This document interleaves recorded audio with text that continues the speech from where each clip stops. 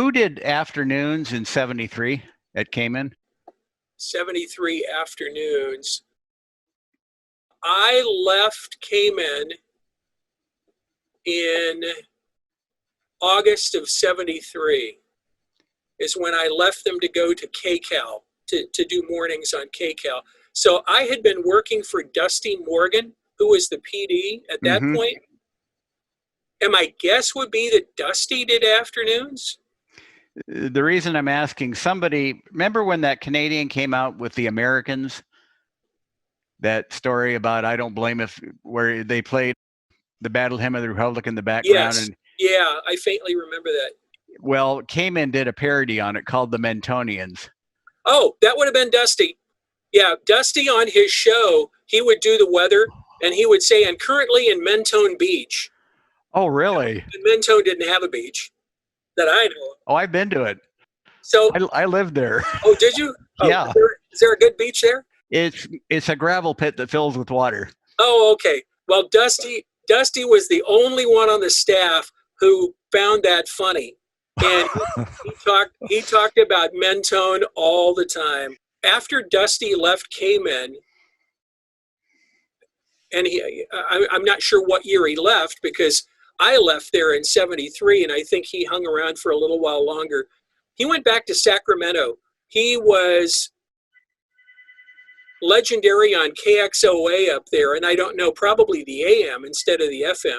And so he went back to where he was the town celebrity and worked there for a lot of years. And I think he ended up going to one other station before he retired. We talked about that briefly. We went back and forth by email long before Facebook. Yeah, he did a great thing called the Mentonians, and it was about Mentone had the biggest toilet plant in the West Coast, and he wouldn't blame the Mentonians if they never sold another toilet to anybody. And I called him a couple of times when he was on the air, and he told me the story behind it. He was invited to be the Grand Marshal of the Mentone Days Parade, and he said he went up there, and what impressed him most about it was a dump truck won first place as the best float.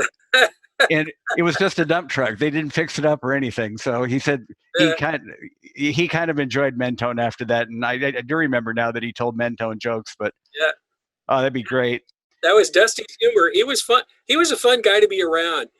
He wouldn't give me a copy though. I tried to get it from him. He said, I'm not going to. No, I've got to keep that to myself. Yeah. Jim Quinn called himself Quinn the Eskimo that did mornings there for a while. Jim Quinn and Dusty Morgan had both worked together at KWIZ in Santa Ana before coming to Cayman. So they were good buddies and they would hang out together a lot. And they both had that kind of off-the-wall sense of humor that you never knew quite what to expect. And once Dusty became program director, some of those things that he had wanted to do, he finally got to do. I'm sure that the thing you just mentioned there was one of those things that had been cooking in his head for a long time. You know?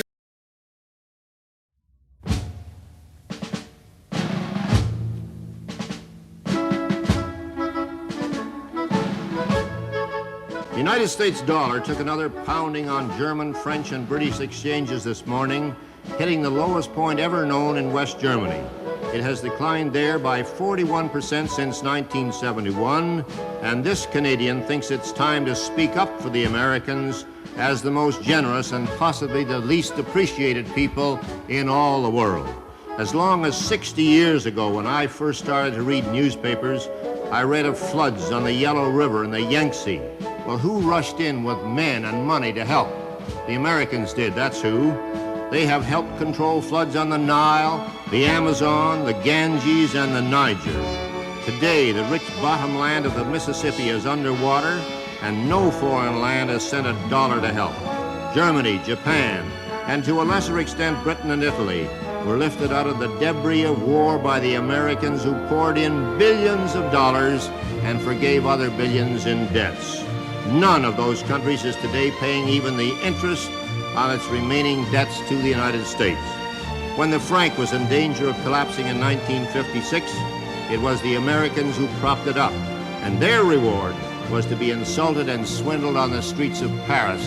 And I was there, I saw that. When distant cities are hit by earthquake, it's the United States that hurries in to help. Managua, Nicaragua is one of the most recent examples. So far this spring, 59 American communities have been flattened by tornadoes. Nobody has helped. The Marshall Plan, the Truman Policy, pump billions upon billions of dollars into discouraged countries.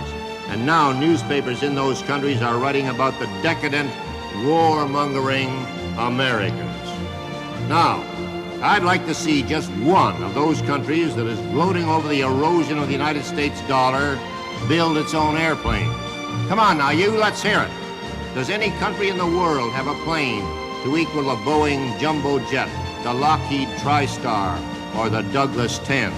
If so, why don't they fly them? Why do all international lines except Russia fly American planes? Why does no other land on Earth even consider putting a man or a woman on the moon? You talk about Japanese technocracy and you get radios. You talk about German technocracy and you get automobiles.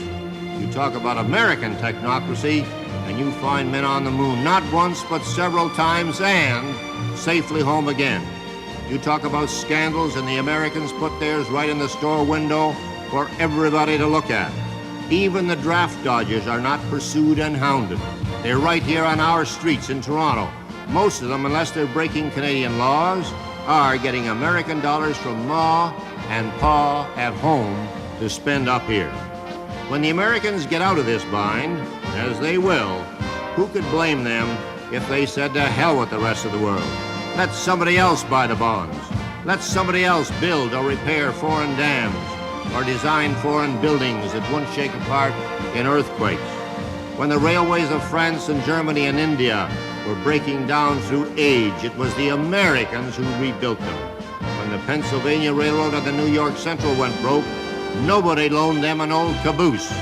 Both of them are still broke. I can name to you 5,000 times when the Americans raced to the help of other people in trouble. Can you name to me even one time when someone else raced to the Americans in trouble? I don't think there was outside help even during the San Francisco earthquake. Our neighbors have faced it alone, and I'm one Canadian who is damn tired of hearing them kicked around.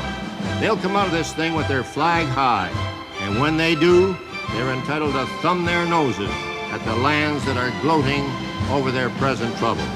I hope Canada is not one of these, but there are many smug, self-righteous Canadians. And finally, the American Red Cross was told at its 48th annual meeting in New Orleans this morning that it was broke. This year's disasters, with the year less than half over, has taken it all, and nobody, but nobody, has helped.